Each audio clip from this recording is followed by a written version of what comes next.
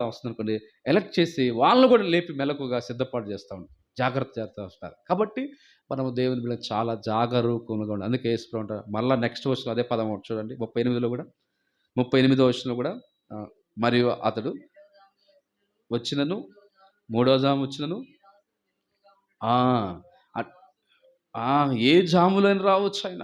ఏ గడియలోని రావచ్చు. ఎప్పుడైనా రావచ్చు. కానీ అయితే మనం ఏందంటే మెలకువగా ఉండటం అనేది ప్రాముఖ్యమైనది. అందుకే మెలకువగా ఉండుడి. మరొక సందర్భంలో ప్రభు అంట, అందరితో చెప్పుచున్నాను, మీతో చెప్తున్నాను, అందరితో చెప్తున్నాను, మీరందరూ మెలకువగా ఉండండి. కాబట్టి రాత్రి మనం ప్రభు సన్నిధిలో మెలకువగా సిద్ధపాటు కలిగిన అనుభవాలు ఉన్నామంటే మనం ధన్యులం.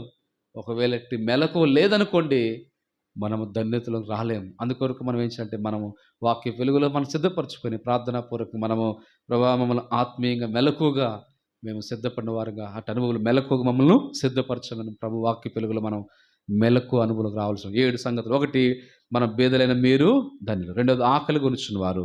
మూడోది, దుఃఖపడుచున్న వారు. నాలుగోది, పేరు చెడ్డదని కొట్టివేయబడినప్పుడు. ఐదోది, వాక్యం విని దాన్ని గైకొనేవారు. ఆరోది, ప్రత్యుపకారం చేయని వారికి మనము ఇది చేయడం. ఏడవది, ప్రభు వచ్చే సమయానికి మనం ఆత్మీయంగా మెలకువగలిగి ఉన్నాం. ప్రార్థన చేస్తున్నాం. ఈ యొక్క 7 అనుభవాలు మనం కలిగి ఉన్నామా? అటు అనుభవాలు మనం కలిగి ఉండాలని, అప్పుడు మనము ధన్యులమవుతాం. ఈ శబ్దనంత ద్వారా ఉంటున్న ప్రాంతవాసులారా, మీరు కూడా ప్రభువు నమ్మి రక్షణ పొంది ఈ అనుభవాలు ఉంటే మీరు కూడా ధన్యులుగా చేయడానికి ప్రభు ప్రేమిస్తారు. అందరినీ ప్రభు ప్రేమిస్తున్నాడు.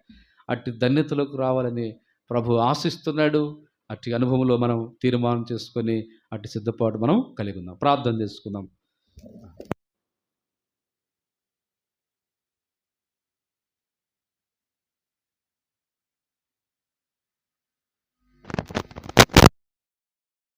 ఈ యొక్క 7 అనుభవాలు మన జీవితంలో ఆత్మీయ భక్తి కలిగి ఉన్నామా?